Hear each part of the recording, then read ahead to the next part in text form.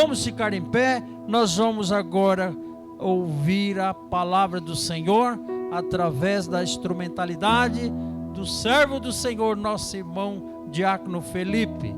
Tenho certeza que essa palavra falou profundamente no coração dele e agora vai falar no meu e no seu coração. Vamos interceder por ele em nome de Jesus. Soberano Deus, eterno Pai, em nome de Jesus, somos gratos a Ti por esses momentos que já passamos aqui, ó Pai, pelos louvores, a Tua palavra, tudo que já foi feito, também, ó Pai, pelas ofertas em espécie, Senhor. E agora, Pai, queremos interceder pela vida do Teu Filho, Pai, nosso irmão Felipe, Senhor, que vai ministrar esta palavra, ao qual o Senhor tem dado a ele através do Espírito Santo. Usa ele poderosamente na direção, na unção do Teu Santo Espírito. Abre o nosso coração, nosso entendimento, para recebermos esta palavra, Senhor, para que possamos também pôr em prática no dia a dia da nossa vida, e repreendemos toda retaliação do inimigo que queira desviar a nossa atenção, ó Pai, do objetivo principal de Ti, que é a Tua palavra. Pai, em nome de Jesus, nós já Te agradecemos por esta palavra. Amém. Glória a Deus. Irmãos, paz de Cristo de novo. Paz nunca é demais, né? Pode sentar, irmãos. Vamos ler, fazer a leitura sentadinho mesmo.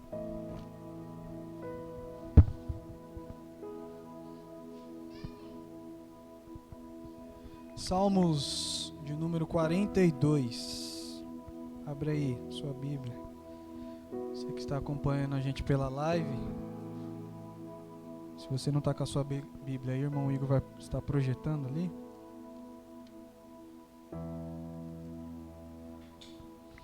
Salmos de número 42.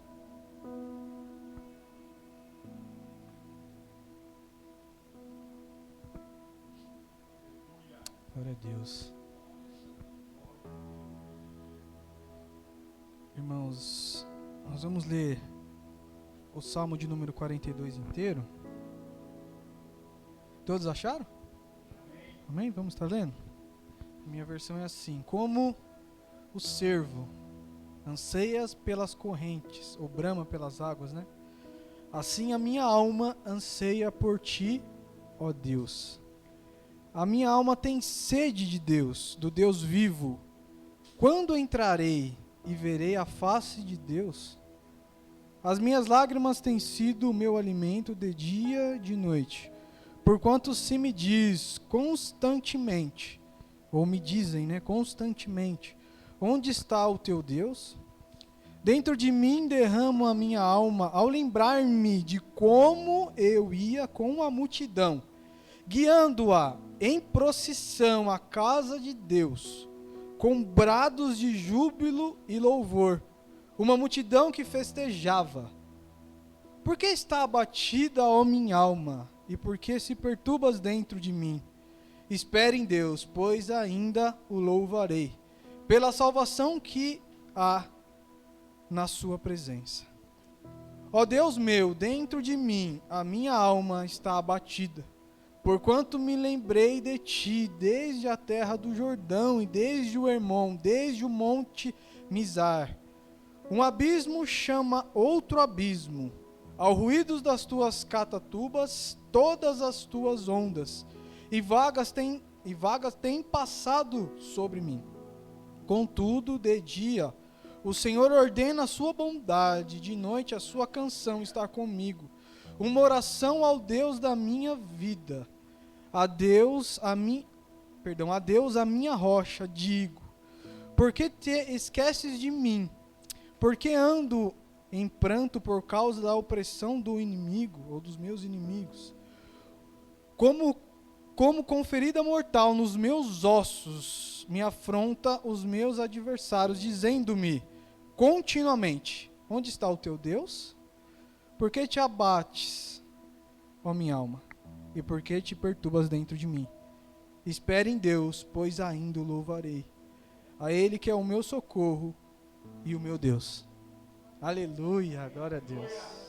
Glórias a Jesus.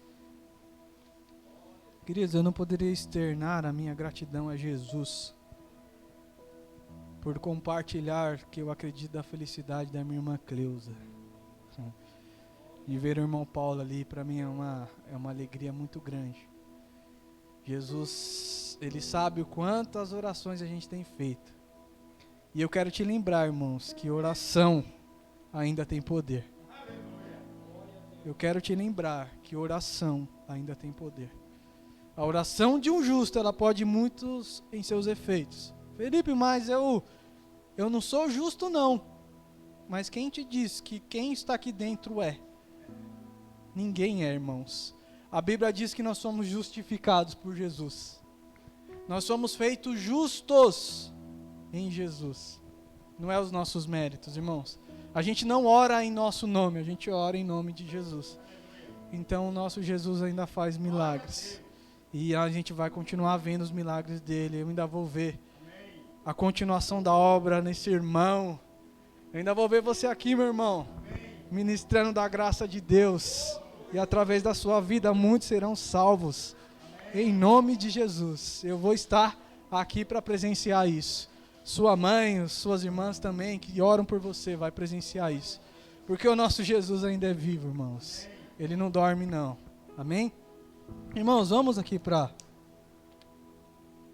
a palavra de Deus. Eu estou um pouquinho com a garganta um pouco seca. Irmãos, eu estou com a virose terrível. Estou um pouco, como fala, quando você fica desidratado. Misericórdia. O pastor Francisco já foi lá, já orou por mim. Eu creio que eu vou sair daqui com o meu milagre. Não vou ter mais nada ao sair daqui, em nome de Jesus.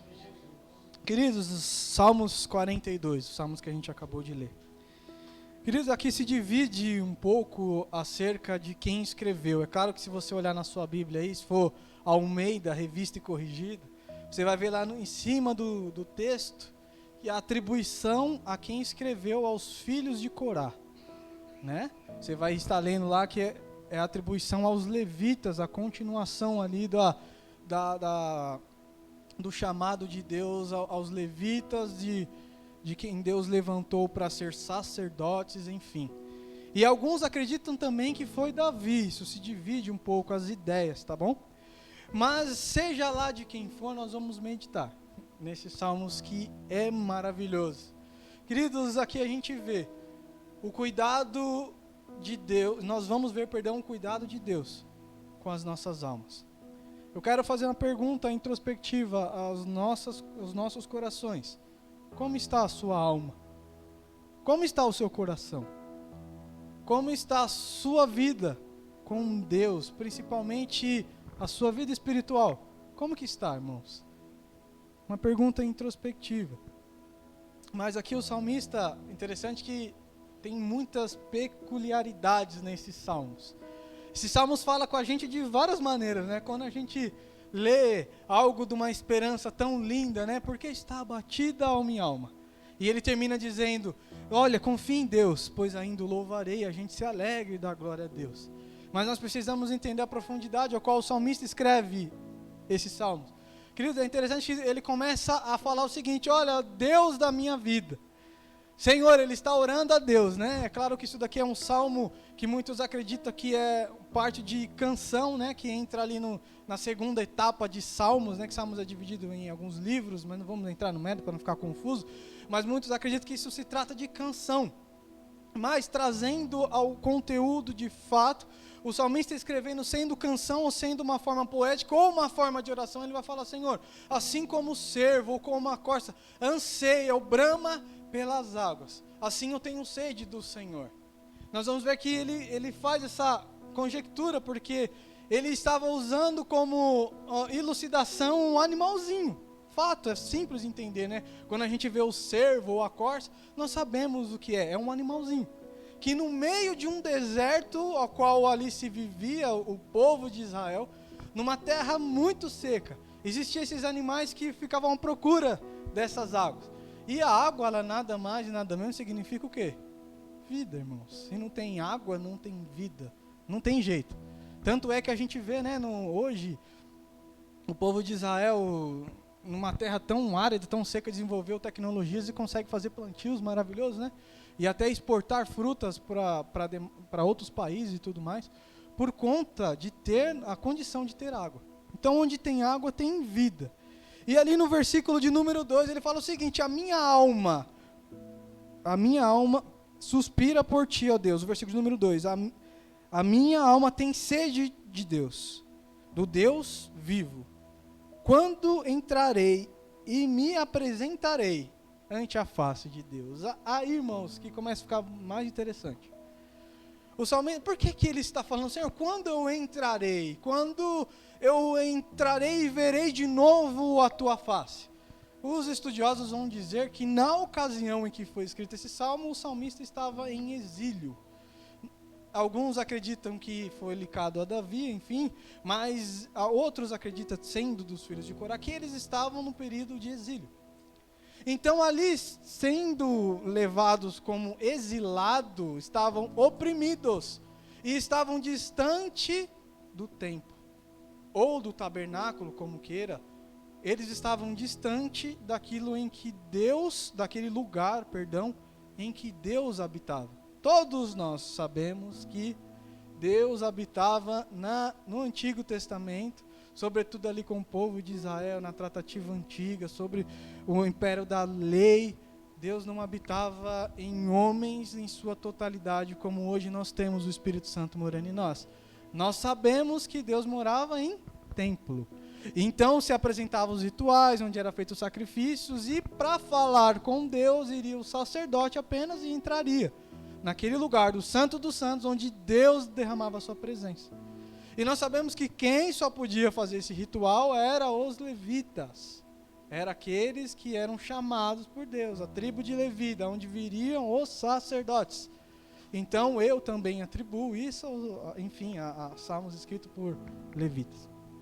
Enfim, irmãos. Então o que a ideia traz? De que está exilado, longe de um contato, longe da presença de Deus. E aí que começa a chamar a nossa atenção. Irmãos, isso aqui a gente pode pegar para a gente. Qual que é o exílio que talvez nós estamos passando nessa noite? Ah, Felipe, eu não estou passando um exílio, não estou sendo privado. Será que não? Por isso que eu perguntei, como está a nossa alma? Como está o nosso coração? Como está a nossa intimidade com a presença de Deus? Está em dia? Está perdida? Não tem trazido falta, se talvez esteja perdida? Ou talvez esteja perdida e você está, Senhor, a minha alma anseia, como uma corça, como um cervo anseia pelas águas, estou distante. Senhor, o exílio que eu tenho passado, as minhas frustrações, as minhas tribulações, os meus pecados, as minhas conquistas, enfim, Senhor, tem me afastado de Ti. E, Senhor, eu tenho andado ansioso por contemplar de novo a Tua face. Senhor, talvez eu outrora vivi coisas maravilhosas no Senhor, mas hoje eu estou afastado pelo meu exílio. Irmãos, é essa a ideia que o salmista estava escrevendo. É claro que se a gente entrar por essa especulação dos estudiosos em dizer que ele estava em exílio, não era algo que ele quis. Mas quantos exílios das nossas vidas nós não procuramos? Nós não procuramos perdas, tribulações, nós não procuramos, outros a gente procura. E assim formam-se exílios e a gente se afasta de Deus. E olha, irmãos, quem dera. E eu espero que nos momentos que nós nos afastarmos de Deus, porque a nossa vida humana, isso ocorre. Nós não somos super pessoas, super crentes, super cristãos, super homens e mulheres de Deus. Não, há momentos em que nós vamos passar por friezas. Mas que esses momentos você ainda lembre da presença de Deus. Que mesmo quando você estiver distante, seja lá por qual dificuldade, você olhe, Senhor, eu ainda tenho vontade de encontrar a Tua face. Porque isso vai fazer toda a diferença. Agora, duro é, irmãos, quando nós estamos distantes do Senhor. E eu me incluo nisso. E não faz mais sentido nenhum. Seja por nossas conquistas, seja por nossas frustrações, seja lá pelo pecado, por enfermidades, e algo nos faz nos afastar e nada faz mais sentido. Queridos, que a nossa alma anseie por Jesus, assim como nós precisamos tomar água num calor escaldante, e aquela sede que vem, que a gente precisa de água, precisa de água.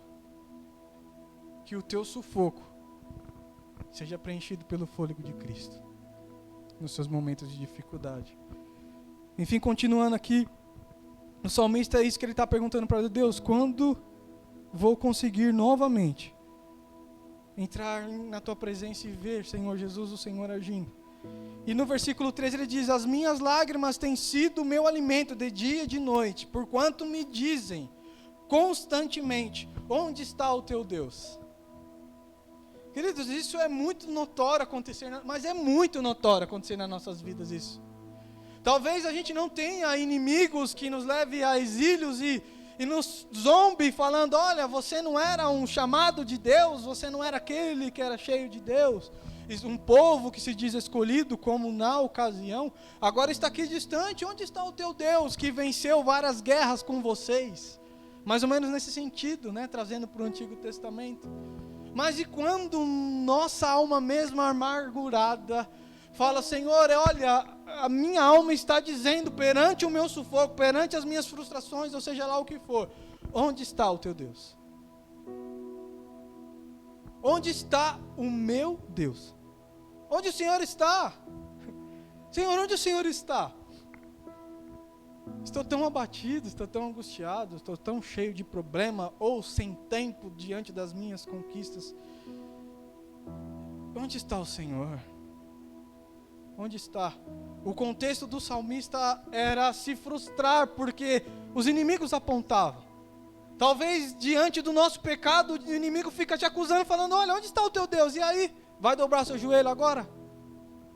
Dobra aí seu joelho, ora ao Senhor, você não é digno, né? Está pecando, como que vai orar? Vai fazer como agora? Está doendo, né? Mas não está conseguindo. Às vezes o adversário vem nos apontar, irmãos. E às vezes nem só o adversário. A nós mesmos, nós olhamos para nós e falamos: eu não vou conseguir orar. Eu não vou poder dobrar o meu joelho e falar com Deus, ou deitado na minha cama, no meu íntimo, no meu sozinho, na minha solitude, falar com o Mestre, porque os meus pecados me oprimem disso. Onde está o teu Deus? Versículo de número 4, irmãos. Estou correndo um pouquinho porque o tempo já está bem avançado. Dentro de mim derramo a minha alma ao lembrar-me de como eu ia com a multidão, meu Deus, guiando-a em procissão à casa de Deus, com brados de júbilo e louvor, uma multidão que festejava. Irmão, isso daqui é fantástico. Isso daqui é fantástico. Na privação desse salmista, ele não podia mais sentir a presença de Deus, e ele está falando: Senhor, que saudade de cultuar o Senhor.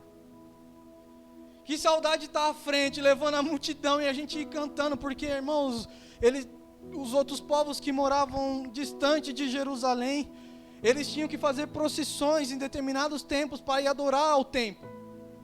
Eles tinham que fazer caminhadas distantes, muitos moravam perto, mas outros moravam muito longe do templo.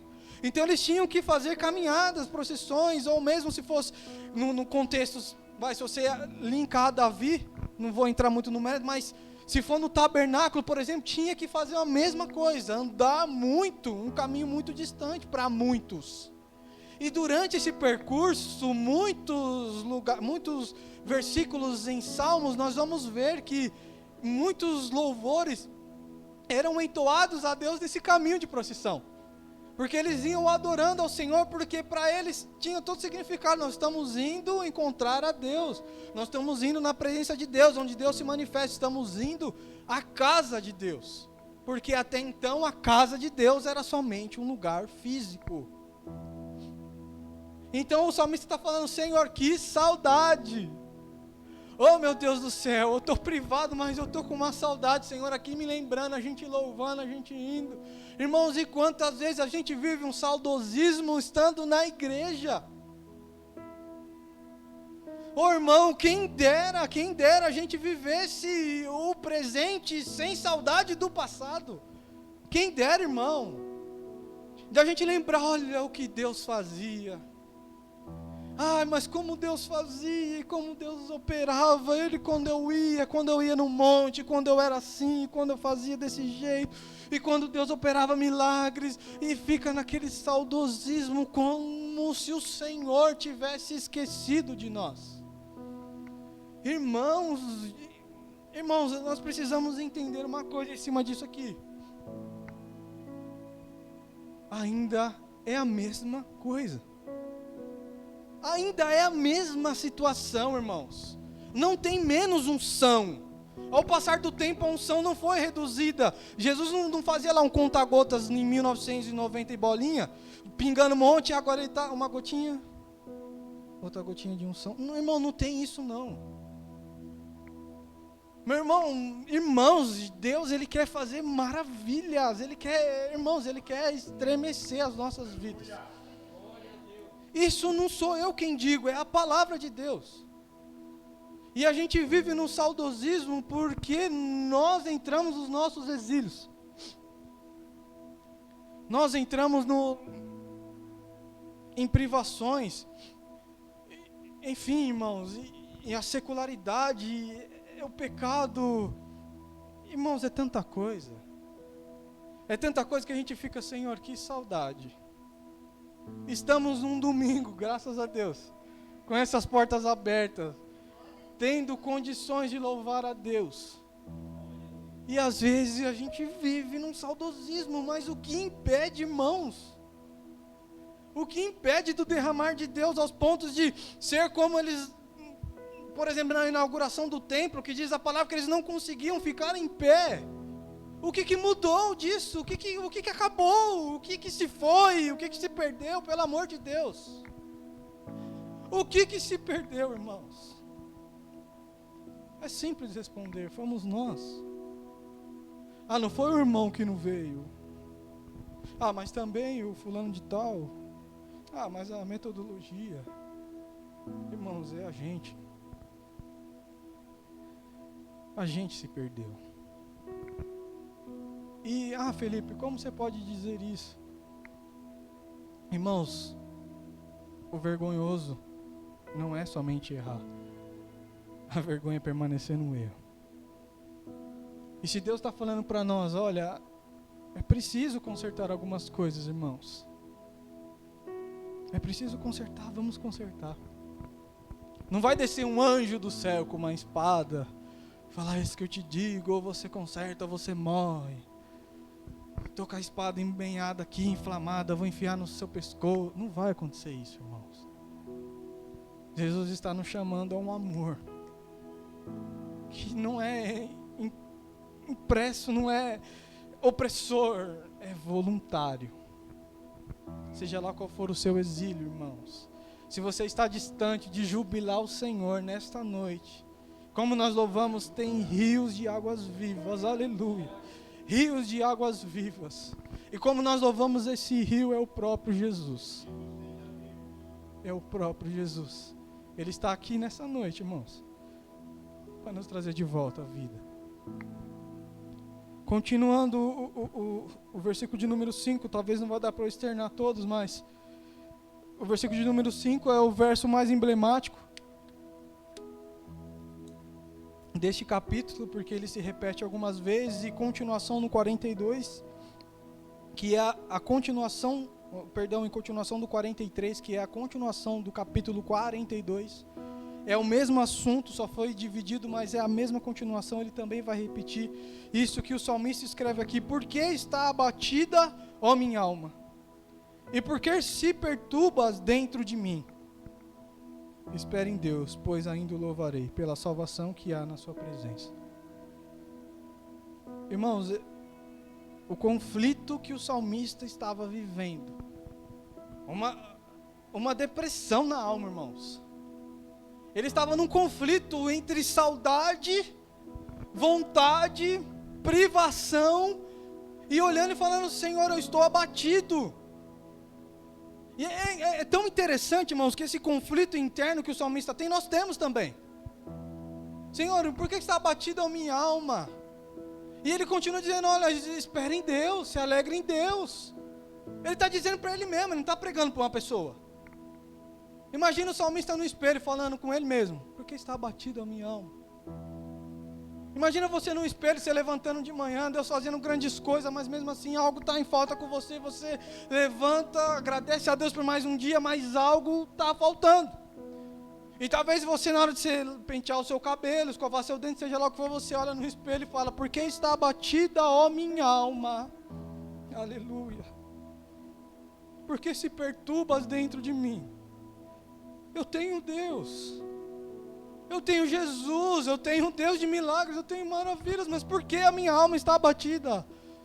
Ei, Jesus, por que a minha alma está abatida? Talvez você fale, olha, se alegre, Felipe, dentro de você, espere em Deus, pois ainda o louvarei. Mas o exílio está lá, as privações estão lá, a distância está lá, o seu Jesus está longe talvez. E você com saudade. Mas eu tenho Ele dentro, eu falo com Ele, eu leio a Bíblia, eu jejuo.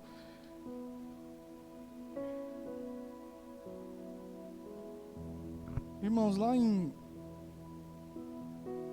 Deixa eu ver se eu separei aqui. Eu separei um monte de versículos aqui, Mateus 16. No versículo de número 21 vai dizer o seguinte.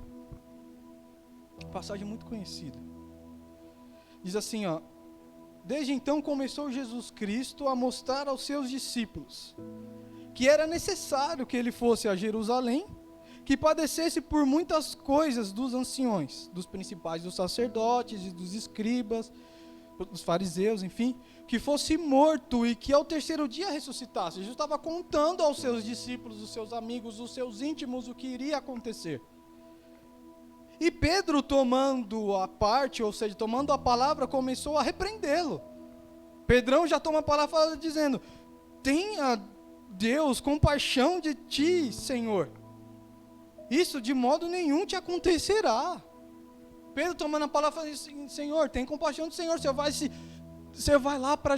Tá maluco? Não vai acontecer isso com o Senhor, não. Pedro não entendendo nada, né?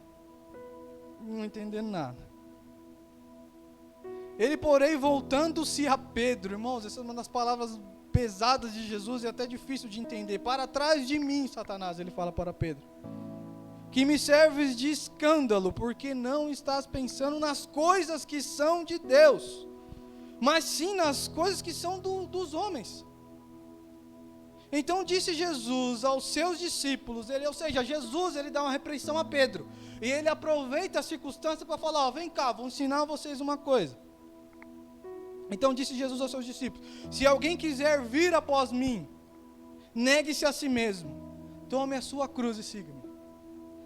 Versículo, irmão, conhecidíssimo, emblemático, mas Jesus está falando o seguinte, olha, ele pegou a circunstância de Pedro e está falando, olha, eu vou dar o exemplo para vocês, do que vai ser uma cruz. Como assim pegar uma cruz e tal? Ele nem tinha passado pela cruz, irmãos. Jesus não tinha ido ainda. O que Jesus estava falando era antecipando o que viria. Mas ele estava falando, olha, eu vou te dar o exemplo de como fazer. Mas olha, preste atenção, quem quiser vir a mim, negue-se a si mesmo. Eu canso de dizer que é o exercício que eu acho mais difícil na caminhada do reino. Eu acho, não sei você, mas é o exercício que eu acho mais difícil, é negar-me a mim mesmo. Não sei vocês, espero que para vocês seja mais fácil. Mas para mim é o exercício mais difícil. E Jesus está falando, olha, eu vou ensinar vocês como é que faz esse negócio. Eu estou indo lá morrer por um bando de gente que não está entendendo nada do que eu estou falando. Por um monte de gente pecador, mas que eu amo a todos. Eu vou ensinar para vocês o que é isso, é morrer. É cruz, é derramamento de sangue. É claro que Jesus não está falando para você literalmente morrer com um tiro, não estou falando isso. É claro que acontece, por amor de Cristo, em muitos países afora, acontece isso. Mas Jesus estava falando de negar-se a nós mesmos, a morte em nós. Isso, irmãos, se fosse fácil, a igreja estava inflamada, mas não é. Versículo de número 25. Pois quem quiser salvar a sua vida por amor de mim, perdê-la-á. Olha Jesus dando um ensinamento do que iria acontecer. Mas quem perder a sua vida por amor de mim, achá-la-á. Jesus não estava falando de coisas da terra, meu irmão. Jesus estava falando de coisas do céu. Isso é demais. Mas é difícil entender esse negócio. Talvez entender não seja tão difícil, mas aceitar e acatar e fazer acontecer. Aí, como dizem, o chicote estrala, irmãos. Não é fácil, irmãos. Não é fácil. Eu não estou pregando moralidade para ninguém. Eu estou falando as palavras de Jesus que servem para mim também. Versículo de número 26. Pois que aproveita o homem se ganhar o mundo inteiro e perder a sua vida, né? Em Marcos acho que fala em perder a sua alma. Em algumas versões também vai dizer em perder a sua alma, que no original significa vida. Ou que dará o homem em troca da sua vida. Irmãos, olha o que Jesus está falando. É claro que a gente pode pegar o contexto aqui, os dois contextos imediatos que nos apresenta quando nós lemos esse versículo e falar, olha, que adianta a gente trabalhar, conquistar, e depois a gente perde a nossa vida e vai para o inferno. Como dá a entender quando nós dizemos na questão da alma, quando nós colocamos a palavrinha alma no lugar de vida. O que adianta a gente ganhar o mundo inteiro e perder a nossa alma, nossa salvação? Dá para introduzir esse contexto? Sim. Mas o Jesus está falando o seguinte, irmãos, presta atenção aqui, Jesus está falando o seguinte, olha, o que adianta o homem conquistar o mundo? O mundo, ele conquistar várias coisas e se perder no meio desse caminho em vida. O que Jesus está falando, olha, o que adianta você ganhar o mundo inteiro e perder a sua vida? Tanto em terra, claro que dá para aplicar no sentido pós-vida, morte, como o pastor Ronaldo colocou, o selo, que sela o nosso destino. Mas o que Jesus está querendo dizer é o seguinte, olha, vocês, se não tomar cuidado, vocês vão se perder em vocês mesmos. Se vocês não tomar cuidado, vocês vão se perder no meio do caminho. Vocês vão perder a sua vida, vocês vão perder a sua essência, vocês vão se perder no meio do caminho. Porque vocês não estão entendendo o que eu estou falando. Irmãos, entende o contexto. Jesus está aproveitando o que Pedro disse. Cristo está falando de coisas do céu, Pedro está falando de coisas terrenas, não se compara. Jesus está falando, olha, eu tenho outra atmosfera, irmãos, isso aqui não significa que a gente não pode ter, não é nada disso, irmãos, não é isso não. Jesus tem prazer em te ver prosperar, em me ver prosperar. Jesus tem prazer nisso, irmãos. Mas ele está falando, cuidado. Se você pensar somente em coisas terrenas, você vai se perder. Você vai perder a sua vida vai passar. É como aquela canção que diz, né? Se eu devia ter trabalhado menos, me esforçado menos. E o autor dessa canção fala, ter visto o sol nascer. Que coisa tão ridícula. Ter visto o sol nascer, parece tão ínfimo, né? Mas quem perdeu a sua vida, somente por ser escravo de tantas coisas, e eu não aplico isso somente ao dinheiro, irmãos, ao pecado, ao sexo, às drogas, à prostituição, ao vício, a sua vida passou. E talvez quando você fosse dar conta, você vai olhar e falar, Senhor, eu fiquei preso nesse exílio, não aproveitei o melhor do Senhor para mim. Eu não entendi o que era o reino. É isso que nosso mestre está querendo dizer. Irmãos, e por não entender, nós vamos lá para João 4. Em João 4, Jesus está passando de um lugar para um outro. Em sua peregrinação e nas suas fugidas, porque muitos dos religiosos queriam matar ele, então Jesus está fugindo. E com seus discípulos ele sai de uma cidade e vai para outra. E nesse percurso ele precisa passar por Samaria. E diz a palavra de Deus que Jesus, resumidamente, encontra uma mulher. Aleluia. Encontra uma mulher num poço. E Jesus começou a trocar uma ideia, um papo, uma conversa com essa mulher. E essa mulher, no decorrer desse diálogo, fala, mas como podes tu conversar? Primeiramente, sendo judeu, conversar com uma mulher e samaritana. Aí que o nosso mestre entra, irmão. E ele fala para aquela mulher, olha mulher, você veio buscar água nesse poço aqui, que você está dizendo que foi construído por Jacó, pelos seus antepassados e tal. Vamos ler lá, vou antecipar João 4, 10, vou começar do 10, só para a gente entender o contexto rapidamente. O versículo 10 diz assim: respondeu-lhe Jesus: se tivesse conhecido o dom de Deus e quem é o que te diz, dar-me de beber, tu lhe terias pedido, e ele, ou seja, Jesus, te haveria dado água viva. Nesse diálogo com a mulher, ela fala: Senhor, como pode, né? O poço é fundo, não tem como tirar água, como que eu vou tirar a água aqui e tal, para matar a sede? Disse-lhe a mulher: Senhor, tu não tem como tirá-la, no caso a água, e o poço é fundo, de onde, pois, tens essa água viva? És tu, porventura, maior que o nosso pai Jacó, que nos deu o poço, do qual também ele mesmo bebeu, e os filhos e o seu gado? Replicou Jesus: todo o que beber desta água tornará a ter sede.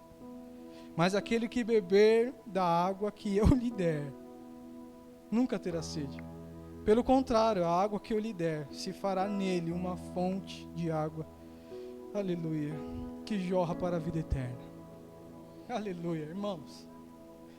Essa mulher a qual Jesus está falando, ela era uma mulher que tinha um conflito dentro dela. Porque em determinada ocasião do diálogo ela fala: tá bom, o Senhor é judeu, eu quero aqui te indagar. Onde é que a gente vai adorar? Vocês judeus falam que é em Jerusalém.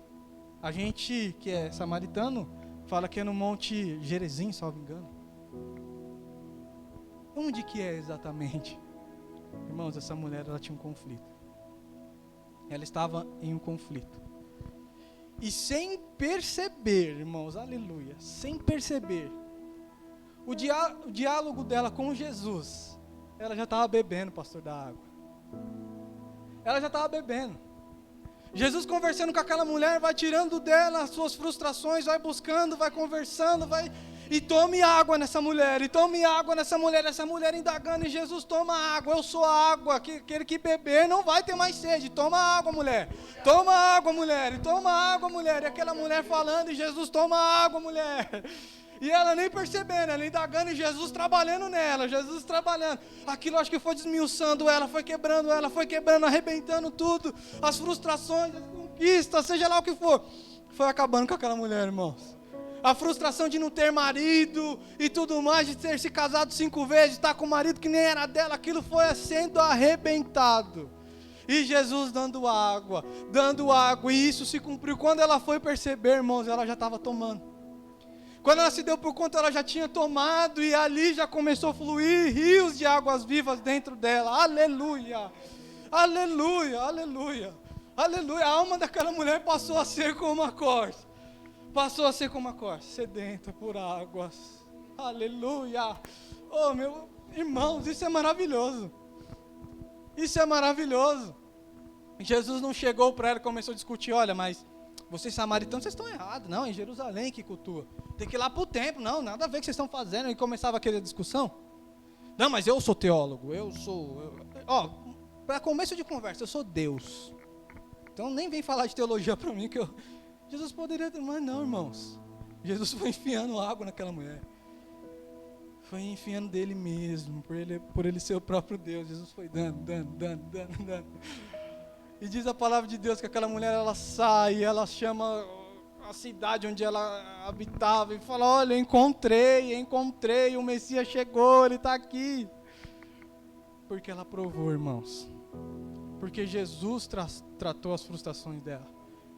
Aleluia, aleluia, aleluia. Irmãos, talvez o exílio daquela mulher era as suas frustrações.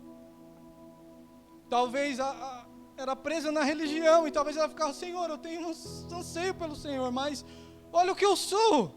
Sou uma frustrada, não tenho casamento. No contexto da época era muito pejorativo, sabe, irmãos, a mulher na situação dela. E ela olhava e falava: não tenho jeito. Talvez, eu não sei, isso não está falando na Bíblia, eu estou conjecturando. Irmãos, talvez aquela mulher falava: Senhor, olha eu, saudade do Senhor, assim como o salmista que escreve o Salmo de número 42, irmãos. Talvez ela tinha sede. Aí chega o próprio Jesus. Irmãos, Esse próprio Jesus, Ele tem águas para nós. Ele ainda continua dando essa água. Ele continua dando essa água, Ele ainda continua dando essa água.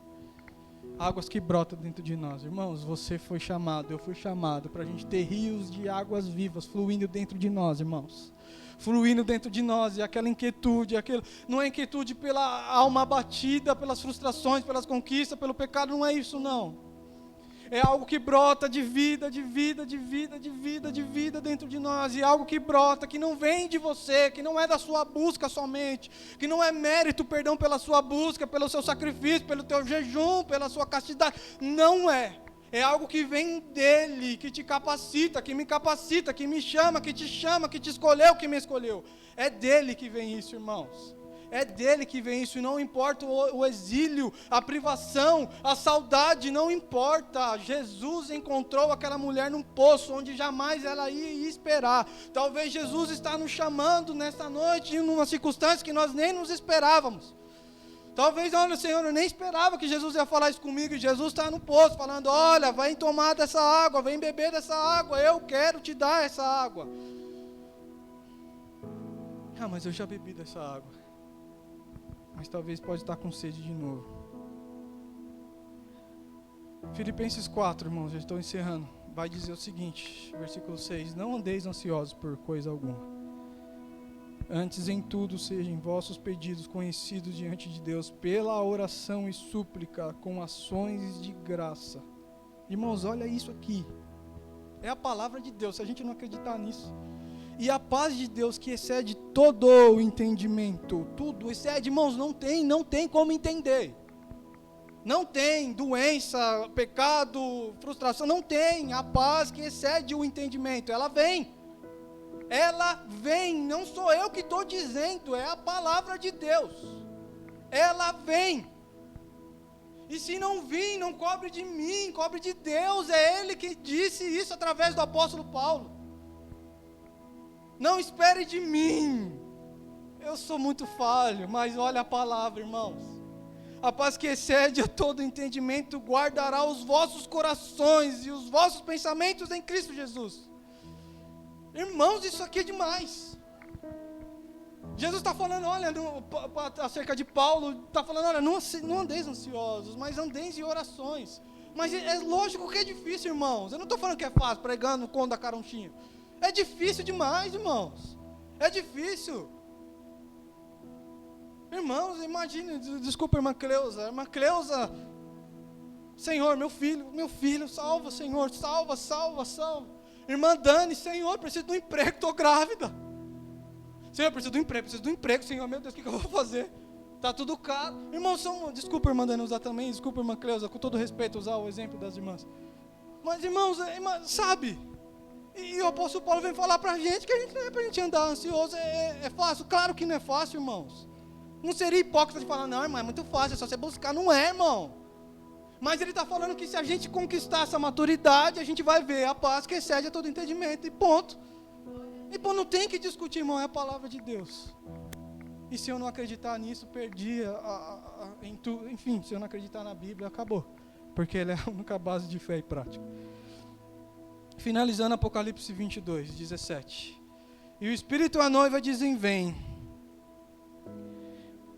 Dizem, vem. E quem ouve, diga, vem. E quem tem sede, venha. E quem quiser, receba de graça da água da vida. É de graça, irmãos. Não precisa você depositar ali não, tá? Não precisa você fazer um pix, não precisa. É de graça, é só a gente querer. Quem quiser, a água está disponível. Ah, mas isso é só para quem não é crente. Não é não. É para nós também, irmãos. É para a gente também. O Espírito Santo diz, vem. Chamando. E quem quiser, vem, receba de graça. E beba da água da vida. Essa água é o próprio Cristo. É o Espírito Santo trabalhando em nossos corações constantemente. Nos chamando, irmãos, nos chamando. Para novidades de vida, nos chamando para novidades de vida. É clichê? Não é clichê. É jargão? Não é jargão. Olha o quanto que a igreja tem para fazer. Olha o tanto que a igreja pode fazer. Você acha que é jargão um negócio desse? O Espírito Santo te chamando, vem, deixa eu te usar. Deixa eu te usar, deixa eu te usar, deixa eu te usar, deixa eu te usar. Ele quer usar a gente, irmãos. E não importa o teu exílio, não importa a tua frustração, se foi o teu exílio ocasionado por alguém. Não importa se o teu exílio foi ocasionado por você mesmo. O importante é você ter sede. E nessa sede você buscar na fonte certa, que é Jesus, e Ele vai matar. Essa sede da nossa alma, irmãos. Que Cristo nos abençoe em nome de Jesus.